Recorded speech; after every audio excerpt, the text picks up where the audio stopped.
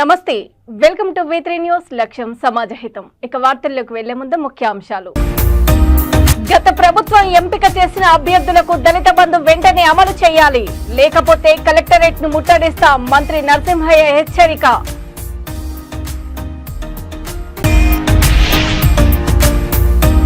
ముసాబాద్ మండలంలో బీఆర్ఎస్ పార్టీకి మూకుమ్మడి రాజీనామాలు కాంగ్రెస్ పార్టీలో చేరుతున్నట్లు జెడ్పీటీసీల వెల్లడి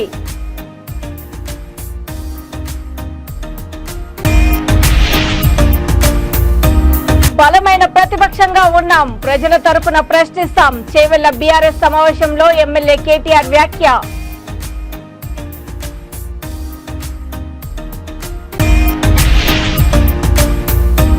నాటి నుండి నేటి వరకు కాంగ్రెస్ హయాంలోనే అభివృద్ధి బీఆర్ఎస్ 10 ఏళ్లు పరిపాలించి ప్రజలను నట్టెంట ముంచారు డిప్యూటీ సీఎం ధ్వజం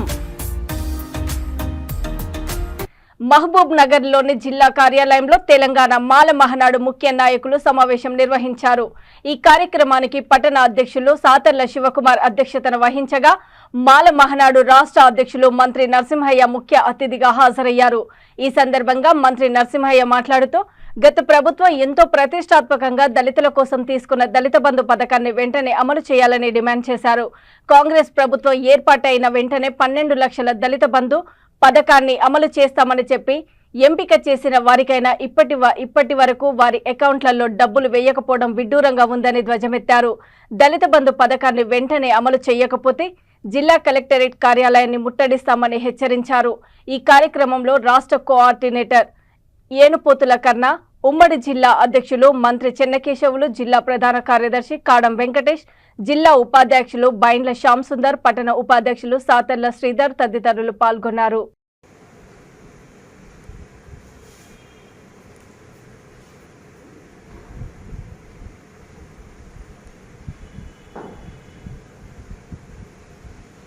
జై తెలంగాణ, జై తెలంగాణ, జై భీమ్, జై భీమ్. జోహార్ డాక్టర్ బాబాసాహెబ్ అంబేద్కర్, జోహార్ జోహార్. జోహార్ డాక్టర్ బాబాసాహెబ్ అంబేద్కర్, జోహార్ జోహార్. గత టీఆర్ఎస్ ప్రభుత్వం ఎంతో ప్రతిష్టాత్మకంగా తీసుకొచ్చినటువంటి దళిత బంధు పథకాన్ని మొదటి విడతలో తెలంగాణలోని అన్ని నియోజకవర్గాలకు 100 మంది చొప్పున ఇవ్వడం జరిగింది.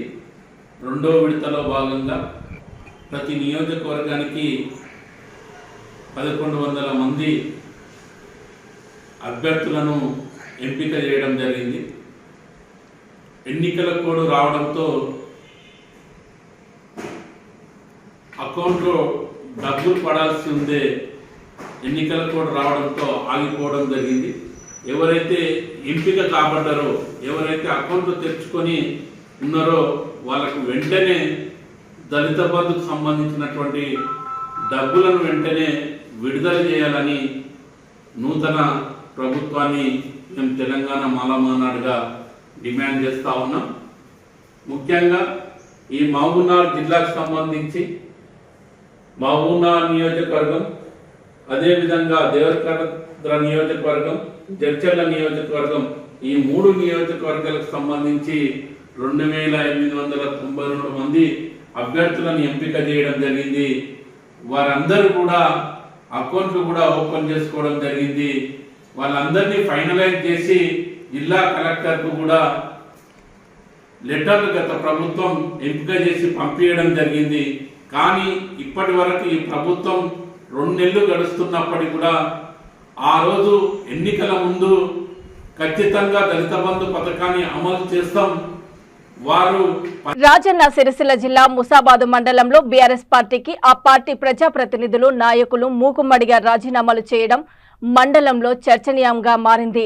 జెడ్పీటీసీలు తన రాజీనామా పత్రాన్ని బీఆర్ఎస్ ప్రధాన కార్యాలయానికి ఫ్యాక్స్ ద్వారా పంపిస్తున్నట్లు కూడా వెల్లడించారు.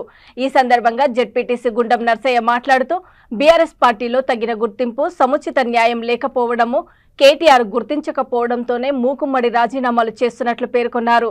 5 సంవత్సరాల పదవి కాలంలో జెడ్పీటీసీలకు, సర్పంచులకు కేటీఆర్ గౌరవం ఇవ్వలేదని, గ్రామాల అభివృద్ధికి సైతం నిధులు మంజూరీ ఇవ్వక అనేక ఇబ్బందులకు గురి చేశారని ఆవేదన వ్యక్తం చేశారు. అంతేకాకుండా కేటీఆర్ తన బంధువులు, దగ్గరి వారికి మాత్రమే అధిక ప్రాధాన్యత కల్పిస్తున్నారని ఆగ్రహం వ్యక్తం చేశారు.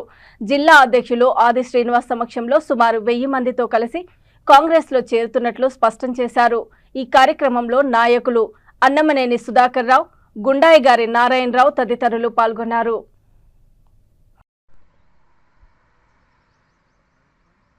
డిస్టర్బెన్స్ ఎందుకు?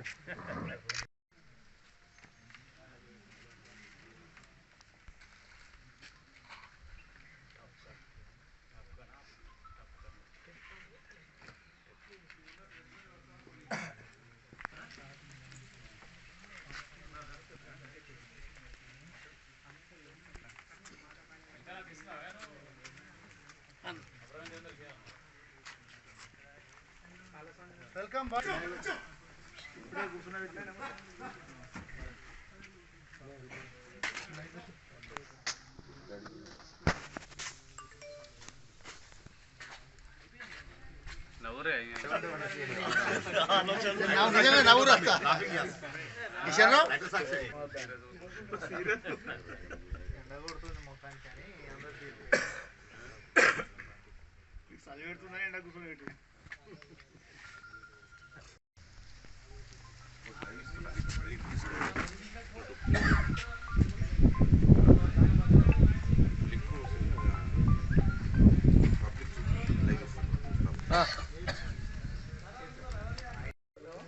నిలబడే ఒకసారి.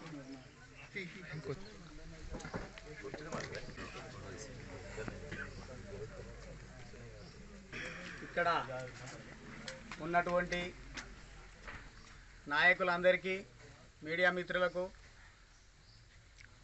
నేను ముస్తాబాద్ మండల్ జెడ్పీటీసీని ఈరోజు టీఆర్ఎస్ పార్టీకి రాజీనామా ఉన్నాను.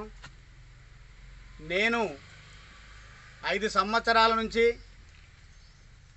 టీఆర్ఎస్ పార్టీలో జెడ్పీటీసీగా కొనసాగిన, కానీ 5 సంవత్సరాలలో ఈనాడు కూడా ఏ ఒక్క గ్రామంలో పేద ప్రజలకు నా వంతుగా న్యాయం చేసిన దాఖలా లేదు. కానీ ఇవాళ మంత్రి గారు కూడా కనీసం ఫోన్ చేసినా కానీ, మెసేజ్ పెట్టినా కానీ వారు కూడా కనీసం స్పందించలేదు. అది మహబూబాబాద్ జిల్లా కేంద్రంలో ఏర్పాటు చేసిన మీడియా సమావేశంలో కాంగ్రెస్ పార్టీ ఎరుకల సంఘం నాయకులు రాయపురం సాంబయ్య ఈ సందర్భంగా మాట్లాడుతూ, గతంలో తాను అసెంబ్లీ పార్టీకి పోటీ చేయడానికి తీవ్ర ప్రయత్నం చేశానని, ఇప్పుడు కూడా మహబూబాబాద్ పార్లమెంటు నుంచి గిరిజన సంఘం నుంచి పార్టీకి లెటర్ పెట్టి నాయక అభ్యర్థిత్వాన్ని పరిశీలించమని కోరానని అన్నారు. నియోజకవర్గంలో ఉన్నటువంటి ప్రజల వద్దకు వెళ్తూ పార్టీని బలోపేతం చేస్తూ మరోవైపు సామాజిక న్యాయాన్ని పాటిస్తానని చెప్పారు. ఎప్పుడైతే ప్రజల్లోకి వెళ్తూ కష్టపడ్డ వాళ్ళనే చట్టసభల్లో పంపుతారని అన్నారు. ఈ సమావేశంలో ఎరుకల సామాజిక వర్గానికి చెందిన రాగం మల్లయ్య తదితర నాయకులు, కులస్తులు, కార్యకర్తలు పాల్గొన్నారు.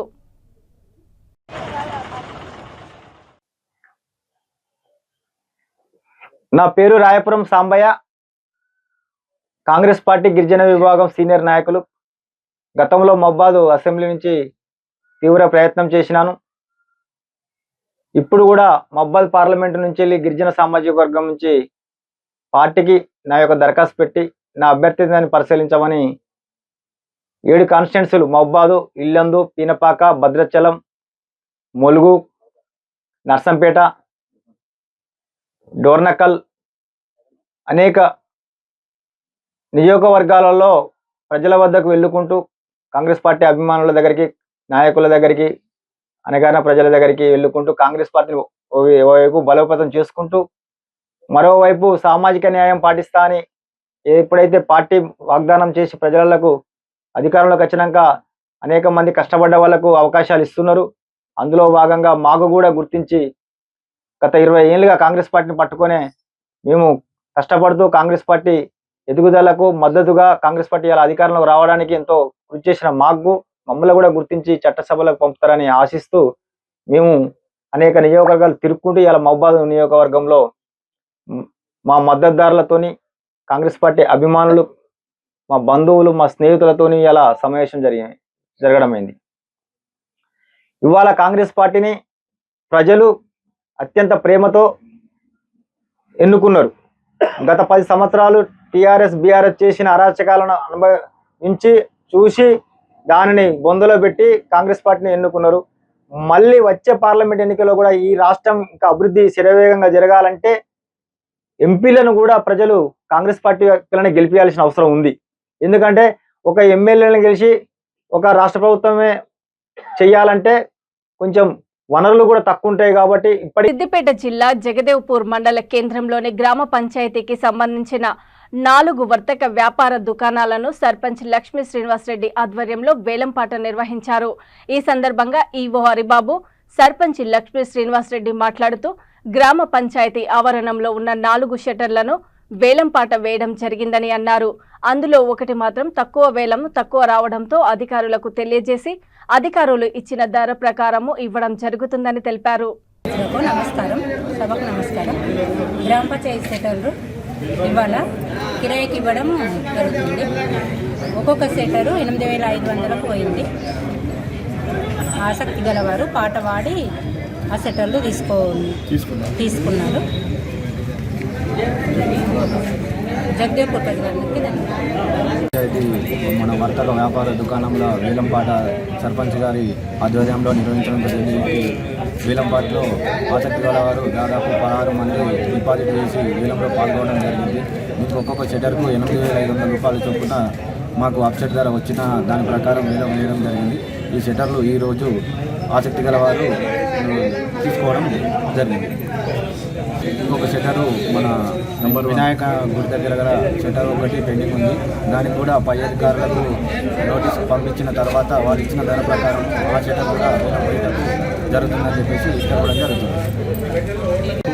నమస్సుమాంజలు నమస్కారాలు తెలియజేసుకుని జగదేవ్పూర్లో గత 3 సంవత్సరాల క్రితం కట్టిన గ్రామ పంచాయతీ ఆవరణలో గల షట్టర్లు 4 షట్టర్లు ఈరోజు డిపిఓ కలెక్టర్ గారి పర్మిషన్ తీసుకొని వీటిని కిరాయికు వేలం వేయడం జరిగింది. ఆ వేలం పాటలో ఆసక్తి గలవారు 3 షట్టర్లను 8,500 కాడికి తీసుకున్నారు. ఒక షట్టరు కొంచెం అప్సెట్ ప్రైస్ తగ్గేసింది. అది మా పై అధికారులు డిపిఓ కానీ డిఎల్పిఓ కానీ కలెక్టర్ పర్మిషన్ తీసుకొని మేము మా ఎంబీఓ గారికి ఇంటిమేషన్ ఇప్పుడే చేస్తాం. దాని ప్రకారం అది రేపు పొద్దుగాల కానీ ఇవాళ సాయంత్రం కానీ అది కూడా షట్టరు వేలం అయిపోయేటట్టు చూస్తాము. ఇది చాలా రోజుల క్రితం నుంచి అయింది. ఈరోజు జగదేవ్పూర్ ప్రజలకే కానీ మాకే కానీ జగదేవ్పూర్ గ్రామ శాఖకే కానీ ఒక శుభ దినం, మంచి రోజు. ఇన్ని రోజులకు ఈ షట్టర్లకు అదివాడి కోడివాడి ఎలక్షన్ అయిపోయి ఈరోజు జరిగినందుకు మా గ్రామ ప్రజలకు గవర్నమెంట్కు అందరికీ తరఫున నమస్సుమాంజలు తెలియజేసుకుంటున్నాము. భద్రాద్రి జిల్లాలోని మొక్కల రాజశేఖర్ స్థాపించిన హెర్బల్ గార్డెన్ ను హరితమిత్ర అవార్డు గ్రహీత దైద వెంకన్న సందర్శించారు. ఈ సందర్భంగా ఆయన మాట్లాడుతూ భద్రాద్రి కొత్తగూడెం సింగరేణిలో పిటారుగా ఉద్యోగం చేస్తూ బైకుకు గ్రీన్ మోటార్ వెహికల్ పేరు పెట్టి వినూతన కార్యక్రమాలు చేస్తున్న కొట్టూరు నూర్వి రాజశేఖర్ అలియాస్ మొక్కల రాజశేఖర్ ను అభినందించారు. ప్లాస్టిక్ బొకేలు వద్దు, పచ్చని మొక్కలే ముద్దు అనే నినాదాన్ని ప్రారంభించి అతిథులకు బొకేల బదులు మొక్కలతో శుభాకాంక్షలు తెలిపే కార్యక్రమాన్ని చేపట్టి ప్రకృతి దీక్ష చేస్తున్నారని అన్నారు. వీరి సేవలను గుర్తించి మొన్న జరిగిన 26 జనవరి వేడుకల్లో కలెక్టర్ చేతుల మీదుగా ఉత్తమ అవార్డును ఇచ్చారని తెలిపారు. ఇలాంటి వారిని ప్రతి ఒక్కరూ ఆదర్శంగా తీసుకుని సేవ చేయాలని అన్నారు.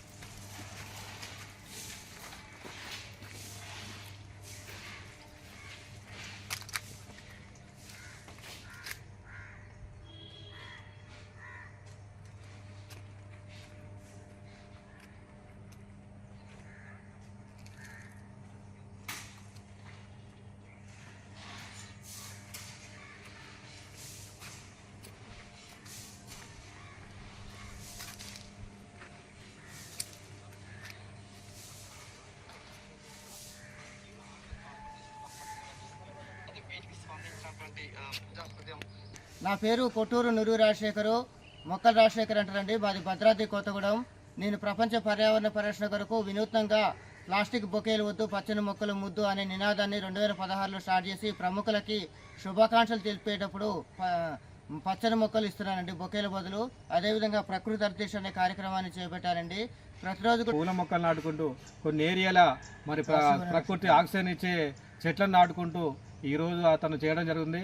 మరి మనం కూడా రాబోయే భావితరాల కోసం మరి ఇలాంటి వారిని ఆదర్శంగా తీసుకొని మనం కూడా ఒక రోజుకు మీరు ఏం చేయని అవసరం లేదు, ఒక మొక్క నాటిన మనం ఈరోజు రాబోయే భావితరాలకు స్వచ్ఛమైన ఆరోగ్యాన్ని అందించిన వాళ్ళం అవుతాం.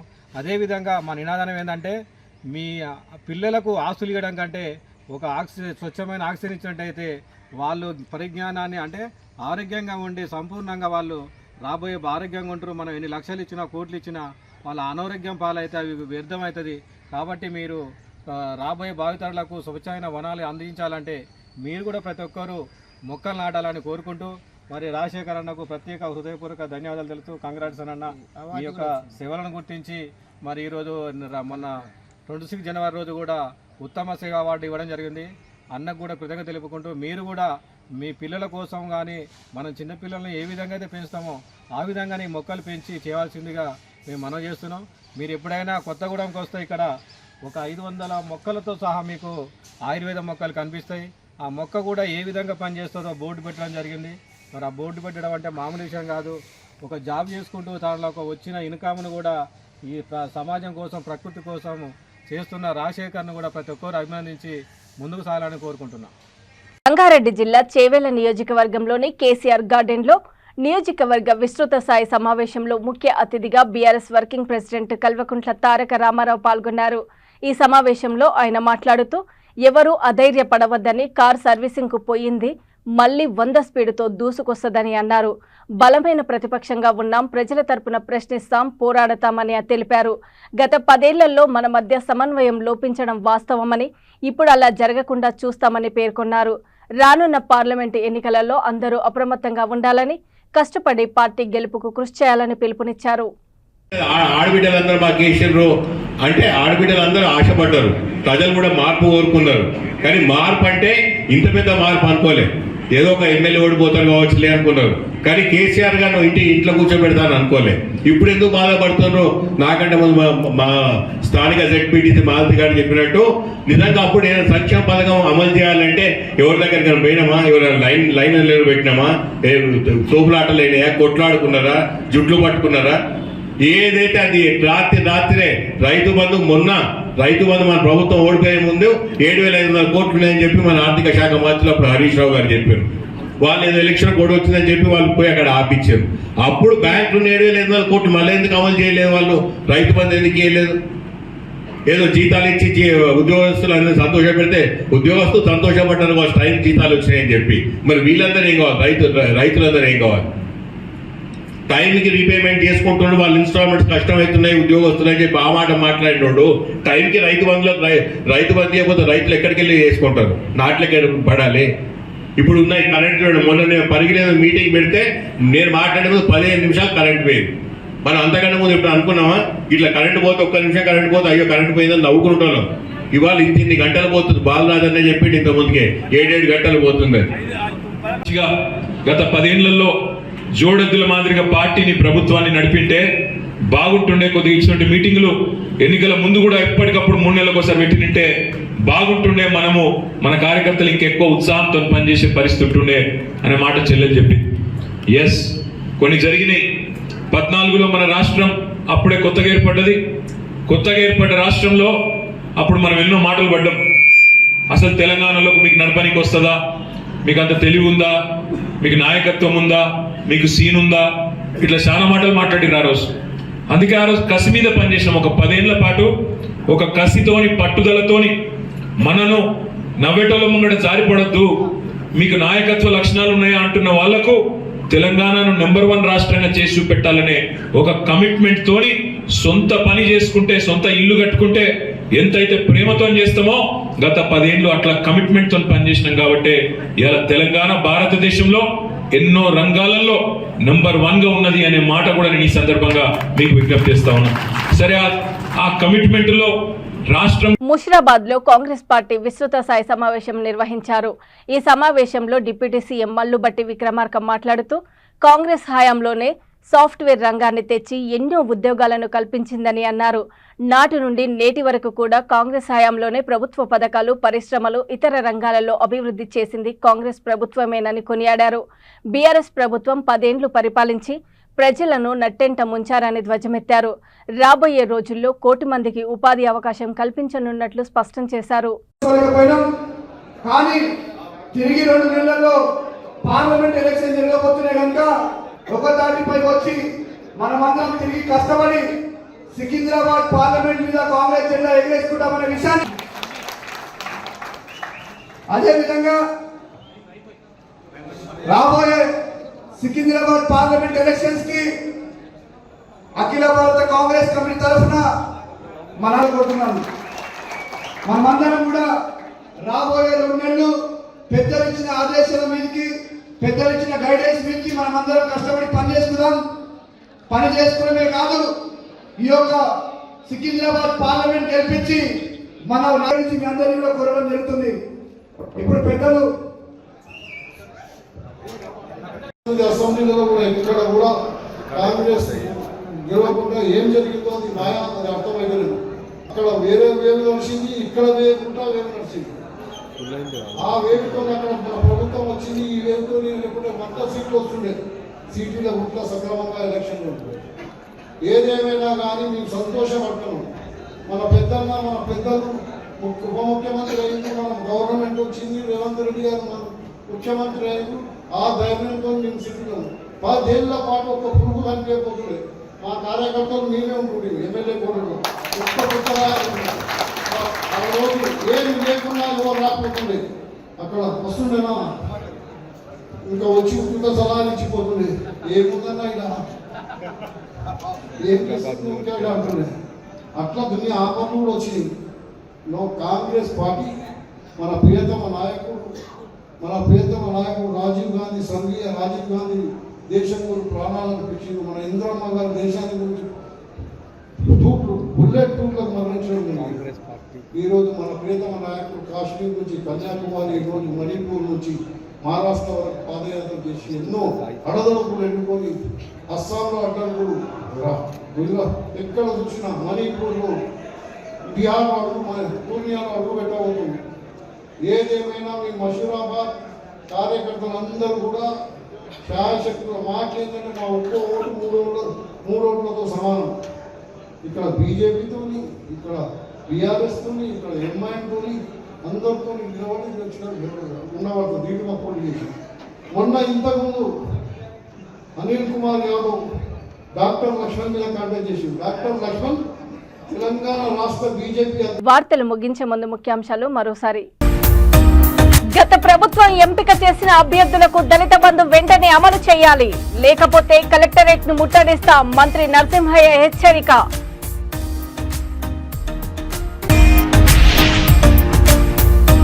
ముసాబాద్ మండలంలో బీఆర్ఎస్ పార్టీకి మూకుమ్మడి రాజీనామాలు, కాంగ్రెస్ పార్టీలో చేరుతున్నట్లు జెడ్పీటీసీల వెల్లడి.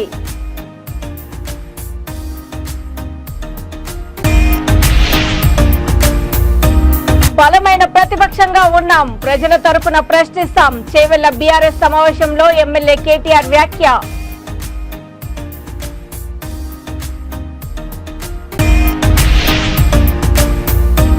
నాటి నుండి నేటి వరకు కాంగ్రెస్ హయాంలోనే అభివృద్ధి, బీఆర్ఎస్ 10 ఏళ్లు పరిపాలించి ప్రజలను నట్టెంట ముంచారు, డిప్యూటీ సీఎం ధ్వజం. చూస్తూనే ఉండండి V3 న్యూస్, లక్ష్యం సమాజహితం. నమస్తే.